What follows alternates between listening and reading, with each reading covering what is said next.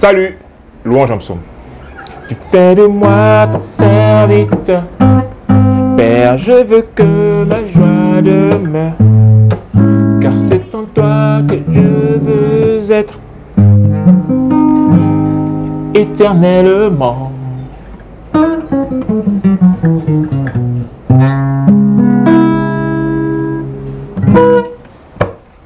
Oh, vous adorez celui que vous ne connaissez même pas. Mais nous adorons celui que nous connaissons, car le salut vient des Juifs. Mais l'heure vient, et elle est déjà venue, où les vrais adorateurs adoreront le Père en esprit et en vérité, car ce sont là les adorateurs que le Père demande. Le Père, Dieu est esprit, et il faut donc que ceux qui l'adorent, l'adorent en esprit, dans la vérité. De ce passage très connu, de vous et de moi, une phrase nous interpelle, nous intéresse aujourd'hui, c'est « Nous adorons celui que nous connaissons », qu'on pourrait renverser en disant « Nous connaissons celui que nous adorons ».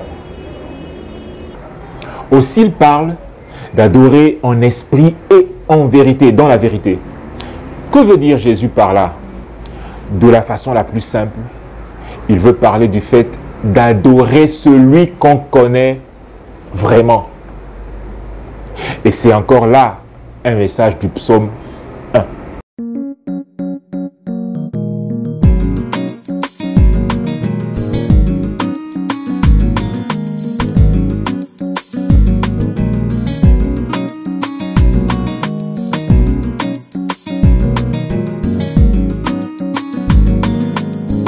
Le chanter et le danser, voilà ce que mon cœur désire. Une fois de plus, il y a des verbes dans le texte hébreu de l'Ancien Testament qui sont faciles à confondre si on n'y prête pas bien l'oreille. C'est le cas du verbe louer qui se dit yada et du verbe connaître qui se dit aussi yada. Et cette confusion phonétique a tout son sens. C'est tout un message. C'est encore un message du psaume 1. Louer, c'est d'abord connaître, car nous ne louons que celui que nous connaissons. Savoir qui Dieu est, c'est avoir le pouvoir de vanter qui il est. Vanter qui il est sans savoir qui il est, c'est un peu comme jouer un rôle de perroquet. Connaître, savoir, c'est pouvoir. Mais croire pouvoir sans savoir, c'est ne pas savoir qu'on n'a pas le pouvoir. Refuser le savoir, c'est renoncer au pouvoir.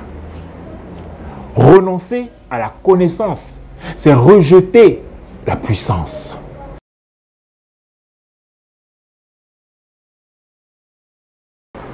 Le psaume 1 est clair. Ceux qui méditent la parole de Dieu jour et nuit ont une louange puissante. Le but de la véritable connaissance, ou le but ultime de la connaissance, c'est l'adoration et la louange du Dieu qu'on connaît. Satan, le premier chantre à avoir échoué, a pourtant réussi à dénigrer la connaissance, même auprès de chrétiens et de prédicateurs qui se disent sincères.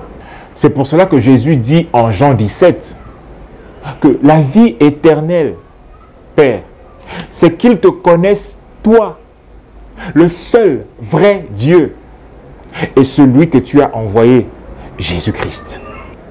Si donc, vous prétendez connaître Dieu et Jésus-Christ, sans avoir besoin d'avoir une profonde connaissance de sa parole, réveillez-vous vite, car vous êtes en train de contempler Satan, l'ange de lumière.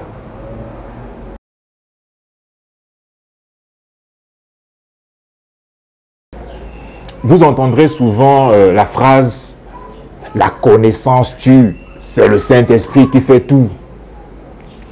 J'ai personnellement remarqué que ce faux alibi est très souvent invoqué par des croyants qui ont paresseusement et volontairement renoncer à approfondir leur relation avec Dieu à travers une connaissance profonde et sincère des Écritures.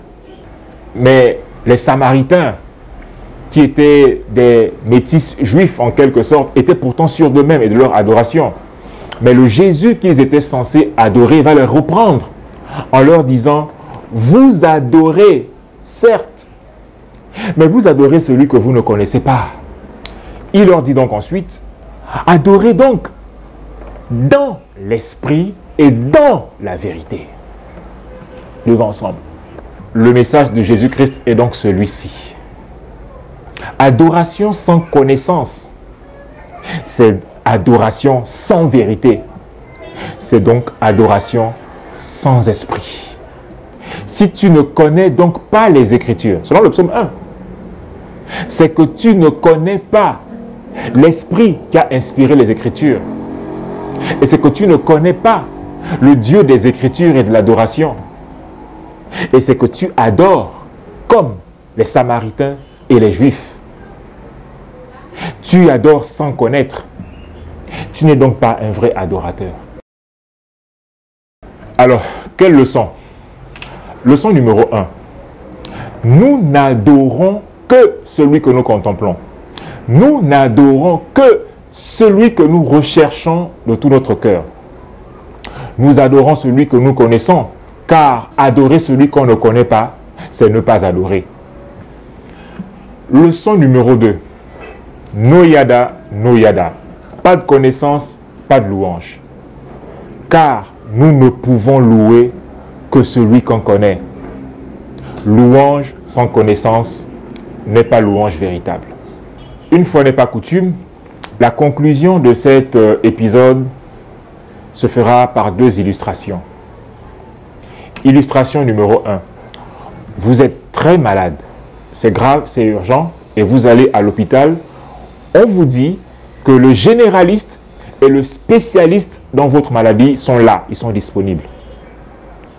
Question.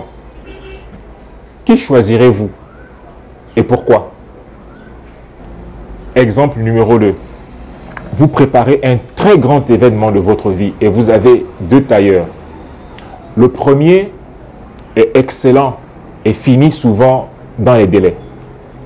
Le deuxième rate souvent les finitions et les ourlets et livre souvent en retard. La question c'est, qui choisirez-vous et pourquoi? Je pense qu'on s'est compris. Allez, shalom.